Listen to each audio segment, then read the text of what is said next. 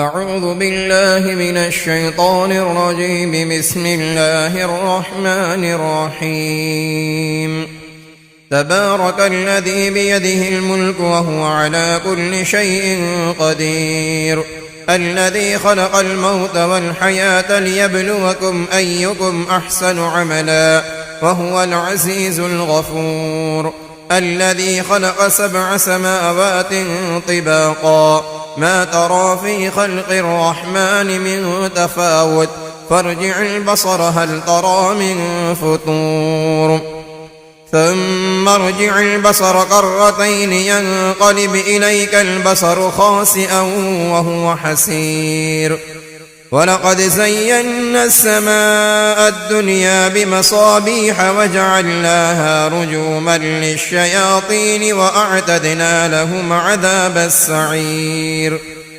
وللذين كفروا بربهم عذاب جهنم وبئس المصير. إذا ألقوا فيها سمعوا لها شهيقا وهي تفور تكاد تميز من الغيظ، كلما ألقي فيها فوج سألهم خزنتها ألم يأتكم نذير، قالوا بلى قد جاءنا نذير فكذبنا وقلنا ما نزل الله من شيء إن أنتم إلا في ضلال كبير، وقالوا لو كنا نسمع أو نعقل ما كنا في أصحاب السعير، فاعترفوا بذنبهم فسحقا لأصحاب السعير. إن الذين يخشون ربهم بالغيب لهم مغفرة وأجر كبير، وأسروا قولكم أو اجهروا به إنه عليم بذات الصدور، ألا يعلم من خلق وهو اللطيف الخبير.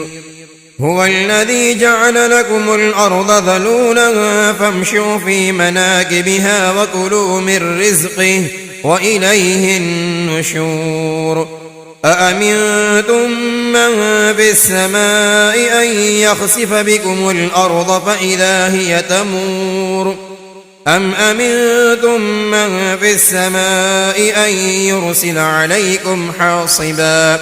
فستعلمون كيف نذير، ولقد كذب الذين من قبلهم فكيف كان نكير. أولم يروا إلى الطير فوقهم صافات ويقبضن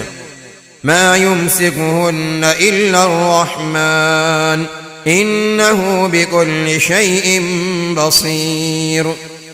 أمن هذا الذي هو جند لكم ينصركم من دون الرحمن إن الكافرون إلا في غرور، أمن هذا الذي يرزقكم إن أمسك رزقه بل لجوا في عتو ونفور، أفمن يمشي مكبا على وجهه أهدى أمن يمشي سويا على صراط مستقيم. قل هو الذي أنشأكم وجعل لكم السمع والأبصار والأفئدة قليلا ما تشكرون. قل هو الذي ذرأكم في الأرض وإليه تحشرون. ويقولون متى هذا الوعد إن كنتم صادقين. قل إنما العلم عند الله وإنما أنا نذير مبين. فلما رأوه زلفة سيئت وجوه الذين كفروا وقيل هذا الذي كنتم به تدعون. قل أرأيتم إن أهلكني الله ومن معي أو رحمنا فمن يجير الكافرين من عذاب أليم. قل هو الرحمن آمنا به وعليه توكلنا فستعلمون من هو في ضلال مبين. قل أرأيتم إن أصبح ماؤكم غورا فمن يأتيكم بماء معين. بسم الله الرحمن الرحيم. نون والقلم وما يسطرون. ما أنت بنعمة ربك بمجنون وإن لك لأجرا غير ممنون وإنك لعلى خلق عظيم. فستبصر ويبصرون بأيكم المفتون. إن ربك هو أعلم بمن ضل عن سبيله وهو أعلم بالمهتدين. فلا تطع المكذبين ودوا لو تدهن فيدهنون. ولا تطع كل حلاف مهين هماز مشاء بنميم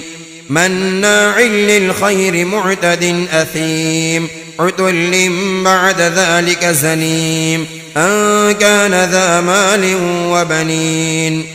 إذا تتلى عليه آياتنا قال أساطير الأولين سنسمه على الخرطوم. إنا بلوناهم كما بلونا أصحاب الجنة إذ أقسموا ليصرمنها مصبحين ولا يستثنون. فطاف عليها طائف من ربك وهم نائمون فأصبحت كالصريم. فتنادوا مصبحين أن اغدوا على حرثكم إن كنتم صارمين. فانطلقوا وهم يتخافتون ألا يدخلنها اليوم عليكم مسكين وغدوا على حرد قادرين. فلما رأوها قالوا إنا لضالون بل نحن محرومون. قال أوسطهم ألم أقل لكم لولا تسبحون.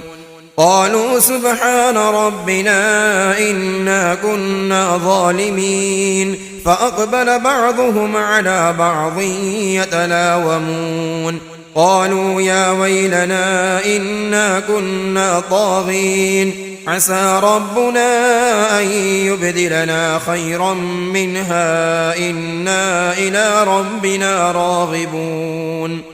كذلك العذاب ولعذاب الآخرة أكبر لو كانوا يعلمون. إن للمتقين عند ربهم جنات النعيم. أفنجعل المسلمين كالمجرمين ما لكم كيف تحكمون. أم لكم كتاب فيه تدرسون إن لكم فيه لما تخيرون. أم لكم أيمان علينا بالغة إلى يوم القيامة إن لكم لما تحكمون. سلهم أيهم بذلك زعيم. أم لهم شركاء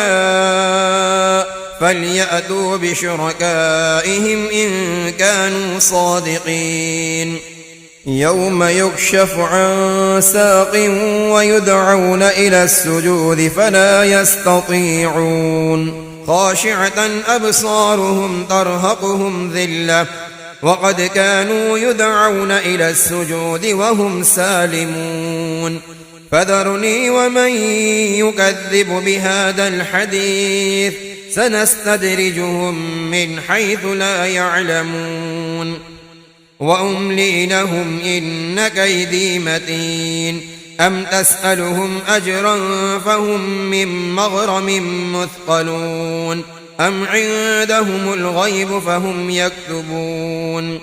فاصبر لحكم ربك ولا تكن كصاحب الحوت إذ نادى وهو مكذوم لولا أن تداركه نعمة من ربه لنبذ بالعراء وهو مذموم فاجتباه ربه فجعله من الصالحين. وإن يكاد الذين كفروا ليزلقونك بأبصارهم لما سمعوا الذكر ويقولون إنه لمجنون وما هو إلا ذكر للعالمين. بسم الله الرحمن الرحيم. الحاقة ما الحاقة وما أدراك ما الحاقة كذبت ثمود وعاد بالقارعة فأما ثمود فأهلكوا بالطاغية وأما عاد فأهلكوا بريح صرصر عاتية سخرها عليهم 7 ليال و8 أيام حسوما فترى القوم فيها صرعى كأنهم أعجاز نخل خاوية فهل ترى لهم من باقية وجاء فرعون ومن قبله والمؤتفكات بالخاطئة فعصوا رسول ربهم فأخذهم أخذة رابية إنا لما طغى الماء حملناكم في الجارية لنجعلها لكم تذكرة وتعيها أذن واعية فإذا نفخ في الصور نفخة واحدة وحملت الأرض والجبال فدكتا دكة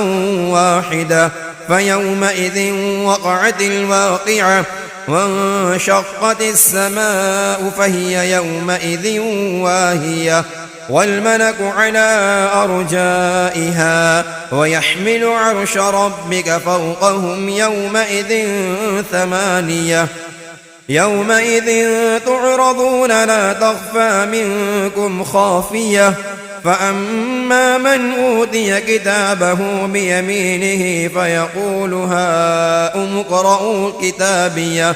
إني ظننت أني ملاق حسابيه فهو في عيشة راضية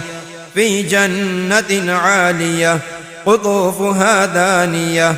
كلوا واشربوا هنيئا بما أسلفتم في الأيام الخالية وأما من أوتي كتابه بشماله فيقول يا ليتني لم أوت كتابيه ولم أدر ما حسابيه يا ليتها كانت القاضية ما أغنى عني ماليه هلك عني سلطانيه خذوه فغلوه ثم الجحيم صلوه ثم في سلسلة ذرعها 70 ذراعا فاسلكوه إنه كان لا يؤمن بالله العظيم ولا يحض على طعام المسكين فليس له اليوم هاهنا حميم ولا طعام إلا من غسلين لا يأكله إلا الخاطئون فلا أقسم بما تبصرون وما لا تبصرون إنه لقول رسول كريم وما هو بقول شاعر قليلا ما تؤمنون ولا بقول كاهن قليلا ما تذكرون تنزيل من رب العالمين ولو تقول علينا بعض الأقاويل لأخذنا منه باليمين ثم لقطعنا منه الوتين فما منكم من أحد عنه حاجزين وإنه لتذكرة للمتقين وإنا لنعلم أن منكم مكذبين وإنه لحسرة على الكافرين وإنه لحق اليقين فسبح باسم ربك العظيم. بسم الله الرحمن الرحيم. سأل سائل بعذاب واقع للكافرين ليس له دافع من الله ذي المعارج تعرج الملائكة والروح إليه في يوم كان مقداره 50,000 سنة فاصبر صبرا جميلا إنهم يرونه بعيدا ونراه قريبا يوم تكون السماء كالمهل وتكون الجبال كالعهن ولا يسأل حميم حميما يبصرونهم يود المجرم لو يفتدي من عذاب يومئذ ببنيه وصاحبته وأخيه وفصيلته التي تؤويه ومن في الأرض جميعا ثم ينجيه كلا إنها لظى نزاعة للشوى تدعو من أدبر وتولى وجمع فأوعى إن الإنسان خلق هلوعا إذا مسه الشر جزوعا وإذا مسه الخير منوعا إلا المصلين الذين هم على صلاتهم دائمون والذين في أموالهم حق معلوم للسائل والمحروم والذين يصدقون بيوم الدين والذين هم من عذاب ربهم مشفقون إن عذاب ربهم غير مأمون والذين هم لفروجهم حافظون إلا على أزواجهم أو ما ملكت أيمانهم فإنهم غير ملومين فمن ابتغى وراء ذلك فأولئك هم العادون والذين هم لأماناتهم وعهدهم راعون والذين هم بشهاداتهم قائمون والذين هم على صلاتهم يحافظون أولئك في جنات مكرمون فما للذين كفروا قبلك مهطعين عن اليمين وعن الشمال عزين أيطمع كل امرئ منهم أن يدخل جنة نعيم كلا إنا خلقناهم مما يعلمون فلا أقسم برب المشارق والمغارب إنا لقادرون على أن نبدل خيرا منهم وما نحن بمسبوقين فذرهم يخوضوا ويلعبوا حتى يلاقوا يومهم الذي يوعدون يوم يخرجون من الأجداث سراعا كأنهم إلى نصب يوفضون خاشعة أبصارهم ترهقهم ذلة ذلك اليوم الذي كانوا يوعدون بسم الله الرحمن الرحيم إنا أرسلنا نوحا إلى قومه أن أنذر قومك من قبل أن يأتيهم عذاب أليم قال يا قوم إني لكم نذير مبين أن اعبدوا الله واتقوه وأطيعون يغفر لكم من ذنوبكم ويؤخركم إلى أجل مسمى إن أجل الله إذا جاء لا يؤخر لو كنتم تعلمون قال رب إني دعوت قومي ليلا ونهارا فلم يزدهم دعائي إلا فرارا وإني كلما دعوتهم لتغفر لهم جعلوا أصابعهم في آذانهم واستغشوا ثيابهم وأصروا واستكبروا استكبارا ثم إني دعوتهم جهارا ثم إني أعلنت لهم وأسررت لهم إسرارا فقلت استغفروا ربكم إنه كان غفارا يرسل السماء عليكم مدرارا ويمددكم بأموال وبنين ويجعل لكم جنات ويجعل لكم أنهارا ما لكم لا ترجون لله وقارا وقد خلقكم أطوارا ألم تروا كيف خلق الله 7 سماوات طباقا وجعل القمر فيهن نورا وجعل الشمس سراجا والله أنبتكم من الأرض نباتا ثم يعيدكم فيها ويخرجكم إخراجا والله جعل لكم الأرض بساطا لتسلكوا منها سبلا فجاجا قال نوح رب إنهم عصوني واتبعوا من لم يزده ماله وولده إلا خسارا ومكروا مكرا كبارا وقالوا لا تذرن آلهتكم ولا تذرن ودا ولا سواعا ولا يغوث ويعوق ونسرا وقد أضلوا كثيرا ولا تزد الظالمين إلا ضلالا مما خطيئاتهم أغرقوا فأدخلوا نارا فلم يجدوا لهم من دون الله أنصارا وقال نوح رب لا تذر على الأرض من الكافرين ديارا إنك إن تذرهم يضلوا عبادك ولا يلدوا إلا فاجرا كفارا رب اغفر لي ولوالدي ولمن دخل بيتي مؤمنا وللمؤمنين والمؤمنات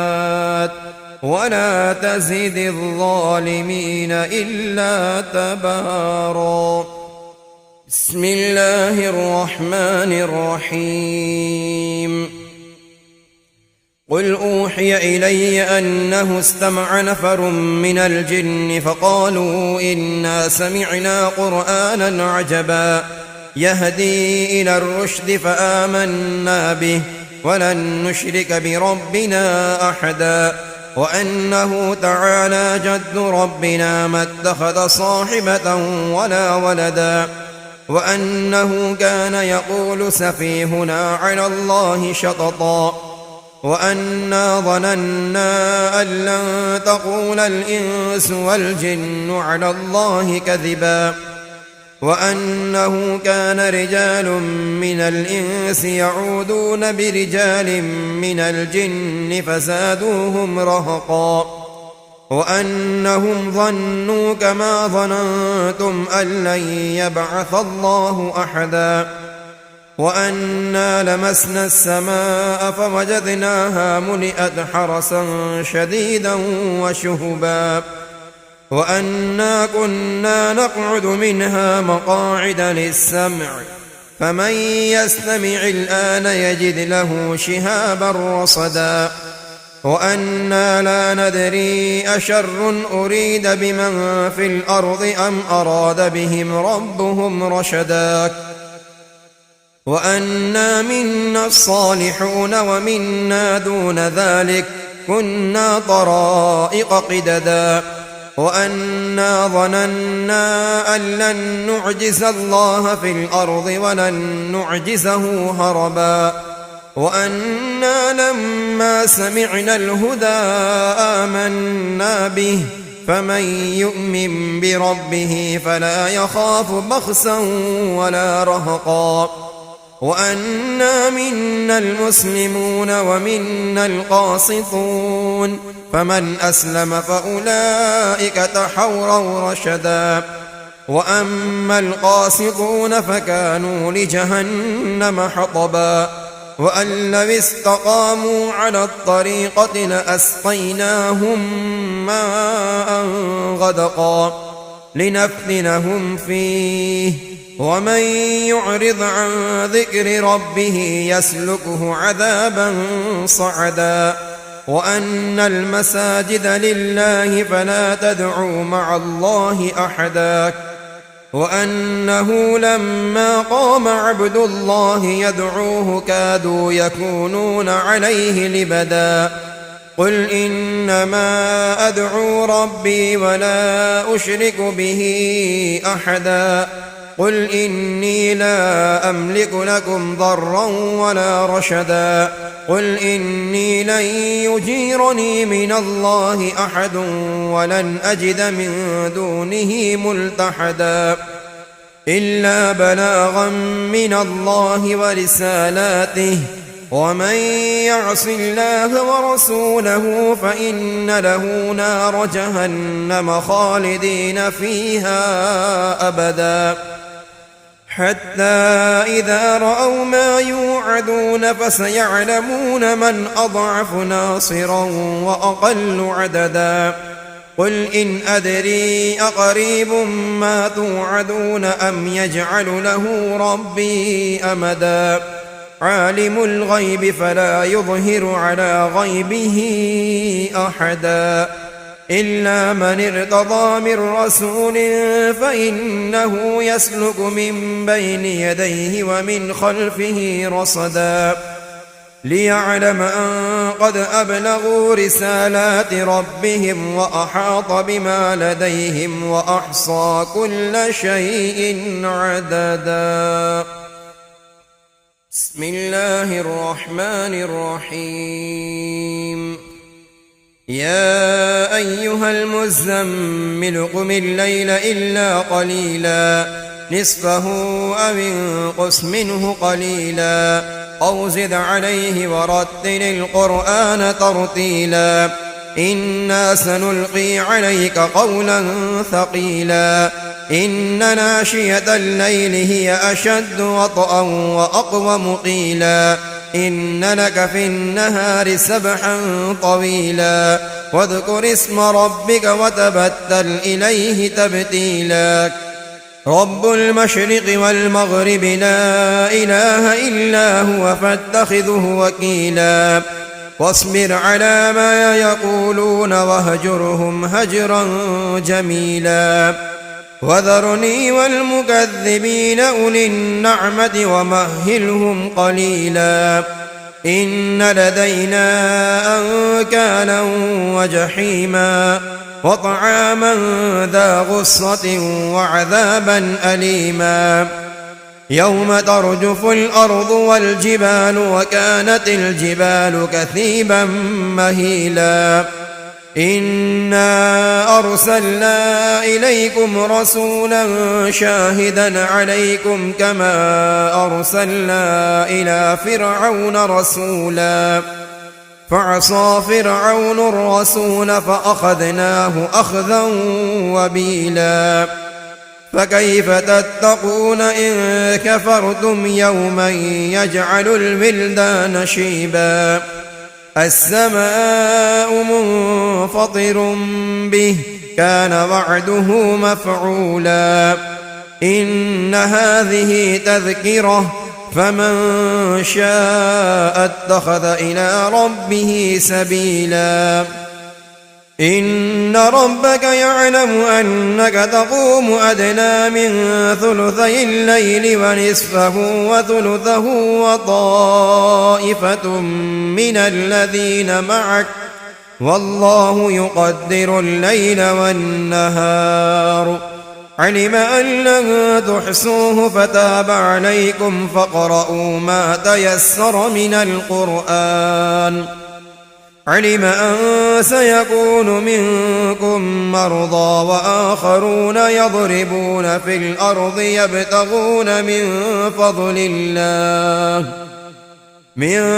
فضل الله وآخرون يقاتلون في سبيل الله فاقرؤوا ما تيسر منه وأقيموا الصلاة وآتوا الزكاة وأقرضوا الله قرضا حسنا وما تقدموا لأنفسكم من خير تجدوه عند الله عند الله هو خيرا وأعظم أجرا واستغفروا الله إن الله غفور رحيم. بسم الله الرحمن الرحيم. يا أيها المدثر قم فأنذر وربك فكبر وثيابك فطهر والرزج فاهجر ولا تمنن تستكثر ولربك فاصبر فإذا نقر في الناقور فذلك يومئذ يوم عسير على الكافرين غير يسير. ذرني ومن خلقت وحيدا وجعلت له مالا ممدودا وبنين شهودا ومهدت له تمهيدا ثم يطمع أن أزيد كلا إنه كان لآياتنا عنيدا سأرهقه صعودا إنه فكر وقدر فقتل كيف قدر ثم قتل كيف قدر ثم نظر ثم عبس وبسر ثم أدبر واستكبر فقال إن هذا إلا سحر يؤثر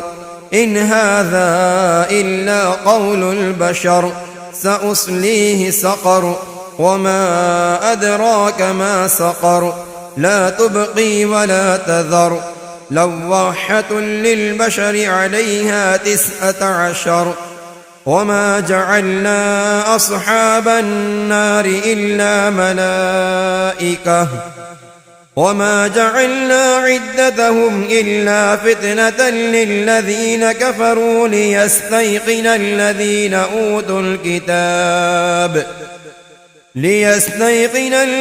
أوتوا الكتاب ويزداد الذين آمنوا إيمانا ولا يرتاب الذين أوتوا الكتاب والمؤمنون وليقول الذين في قلوبهم مرض والكافرون ماذا أراد الله بهذا مثلا كذلك يضل الله من يشاء ويهدي من يشاء وما يعلم جنود ربك إلا هو وما هي إلا ذكرى للبشر كلا والقمر والليل إذ أدبر والصبح إذا أسفر إنها لإحدى الكبر نذيرا للبشر لمن شاء منكم أن يتقدم أو يتأخر كل نفس بما كسبت رهينة إلا أصحاب اليمين في جنات يتساءلون عن المجرمين ما سلقكم في سقر قالوا لم نك من المصلين ولم نك نطعم المسكين وكنا نخوض مع الخائضين وكنا نكذب بيوم الدين حتى أتانا اليقين فما تنفعهم شفاعة الشافعين فما لهم عن التذكرة معرضين كأنهم حمر مستنفرة فرت من قسورة بل يريد كل امرئ منهم أن يؤتى صحفا منشرة كلا بل لا يخافون الآخرة كلا إنه تذكرة فمن شاء ذكره وما يذكرون إلا أن يشاء الله هو أهل التقوى وأهل المغفرة. بسم الله الرحمن الرحيم. لا أقسم بيوم القيامة ولا أقسم بالنفس اللوامة أيحسب الإنسان أن لن نجمع عظامه بلى قادرين على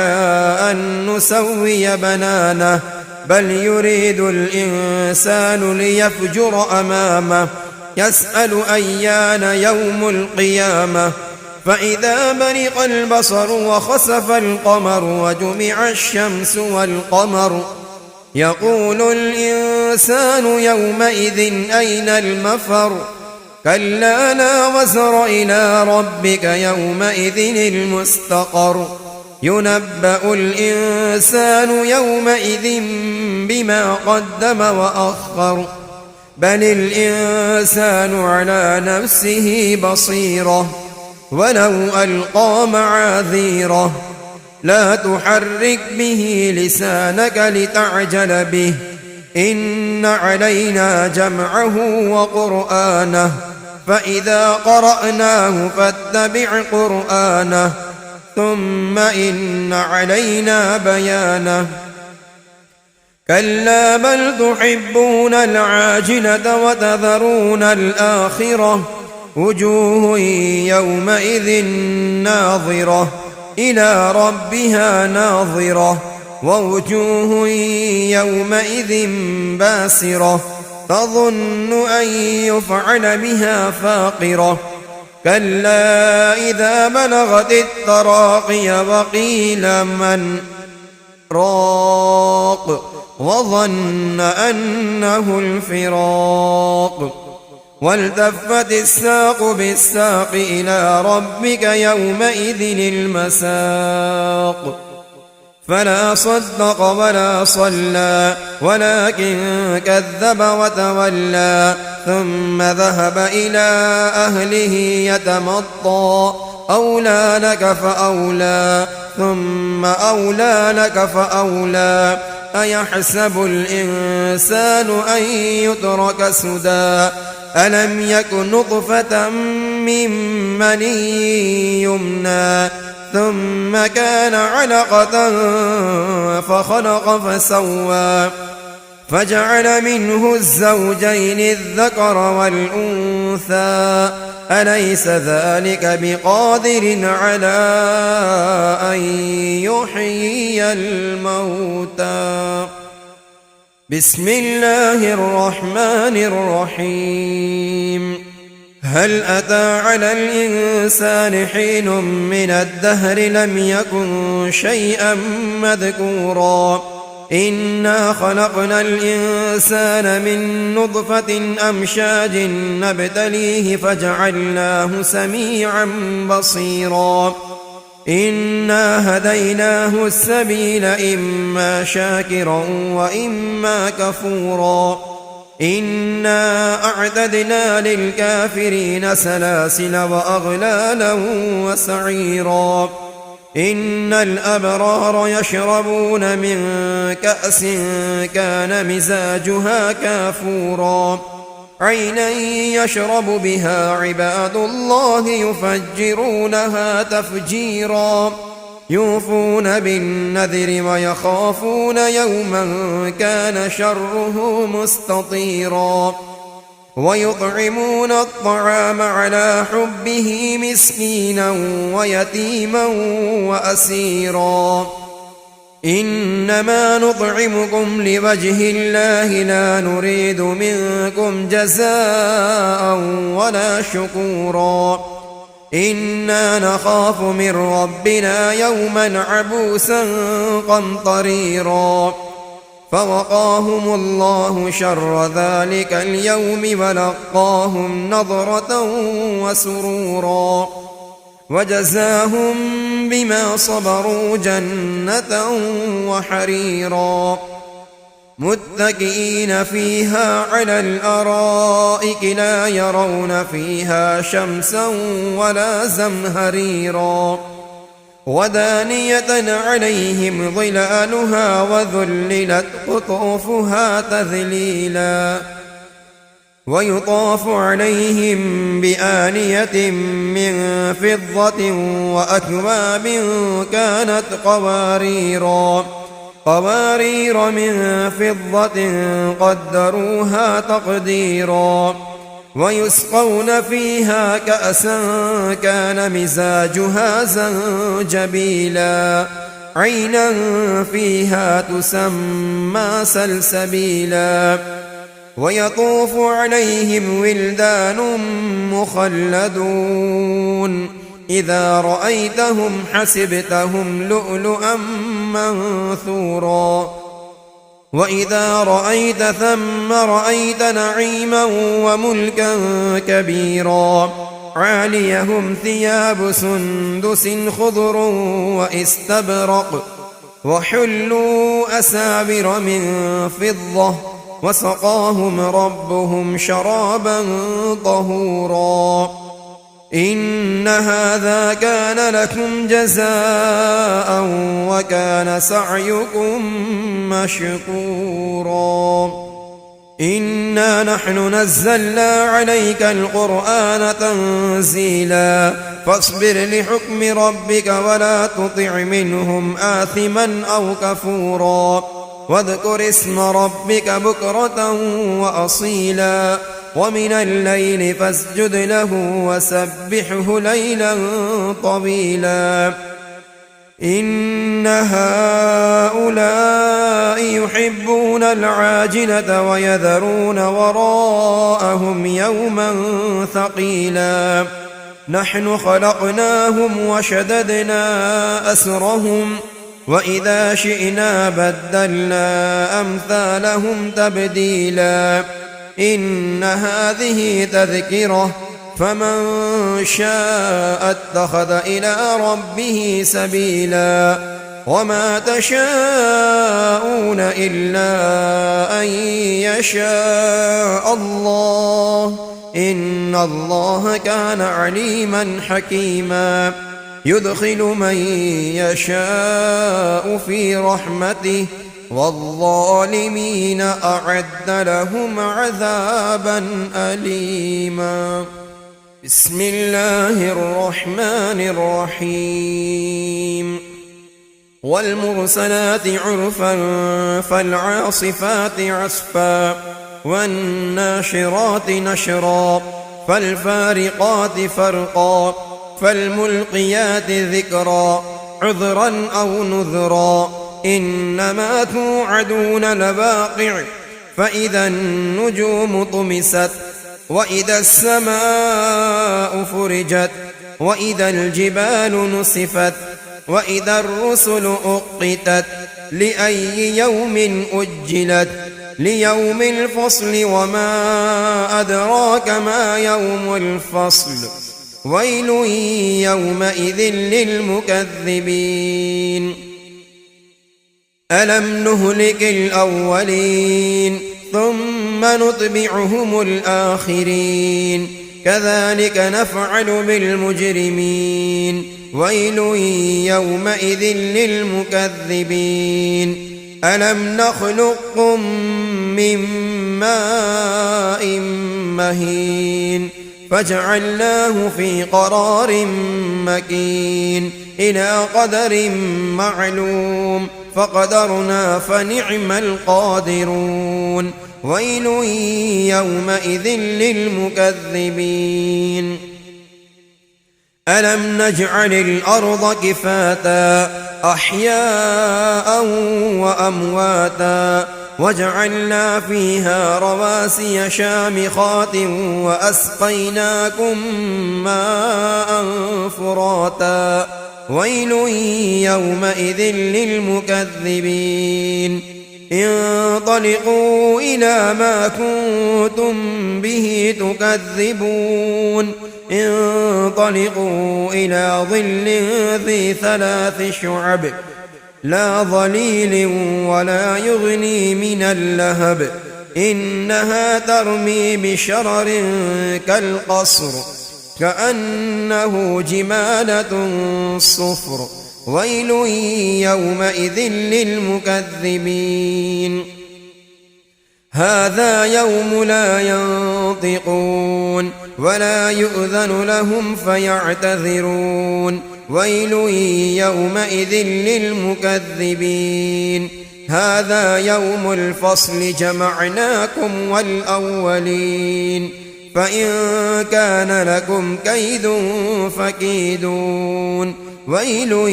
يومئذ للمكذبين إن المتقين في ظلال وعيون وفواكه مما يشتهون كلوا واشربوا هنيئا بما كنتم تعملون إنا كذلك نجزي المحسنين ويل يومئذ للمكذبين كلوا وتمتعوا قليلا إنكم مجرمون ويل يومئذ للمكذبين وإذا قيل لهم اركعوا لا يركعون ويل يومئذ للمكذبين فبأي حديث بعده يؤمنون